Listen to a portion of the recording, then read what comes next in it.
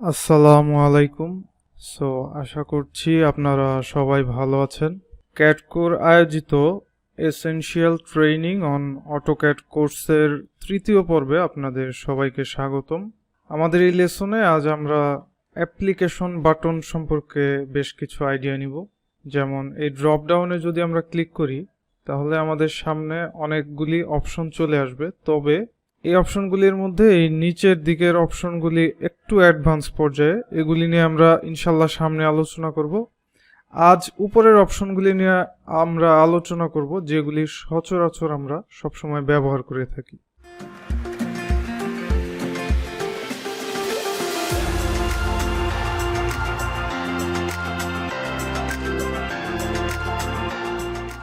যেমন এই নিউ অপশনের ড্রপ ডাউনে আমরা ড্রয়িং এবং শিট সেট অপশন দেখতে পাই।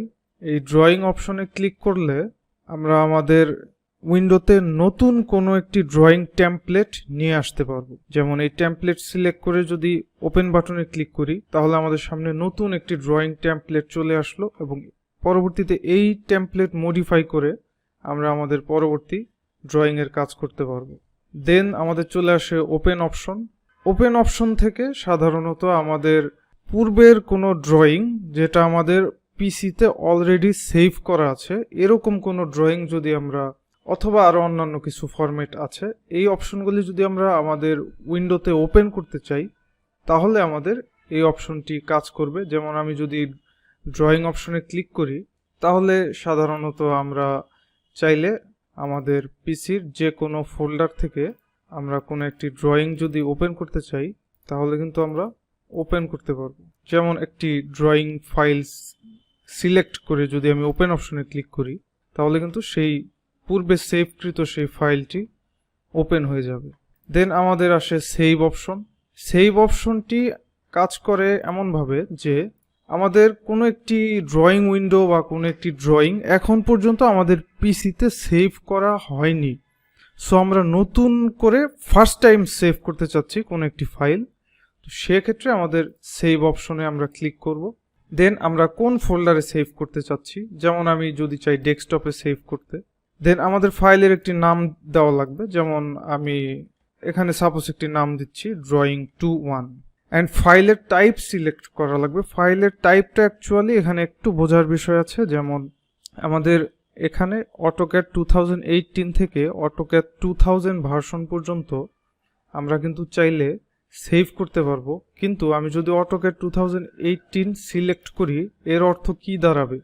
এর অর্থটা এরকম দাঁড়াবে যে আমাদের যাদের পিসিতে শুধুমাত্র 2018 এবং তার আপার ভার্সনের অটোক্যাড সফটওয়্যার ইনস্টল করা আছে তারাই শুধু এই ফাইলটি ওপেন করতে পারবে। সো আমরা এখানে সাধারণত 2000 আমাদের 2007 ভার্সনের DWG ফরম্যাটের টাইপটি সিলেক্ট করব, যেন আমাদের যাদের পিসিতে 2007 থেকে 2023 পর্যন্ত যে কোনো একটি ভার্সন ইনস্টল করা আছে সবাই যেন আমরা এই ফাইলটিকে পরবর্তীতে ওপেন করতে পারি। তো এই ফাইল টাইপটি সিলেক্ট করে আমি সেভ বাটনে ক্লিক করব। দেন আমরা কিন্তু দেখতে পাবো যে এই অটোমেটিক্যালি আমাদের ডেস্কটপে ড্রয়িং 2-1 নামে একটি ফাইল সেভ হয়েছে। লাস্ট অফ অল যে অপশনটার কথা বলবো সেটি হচ্ছে সেভ অ্যাজ।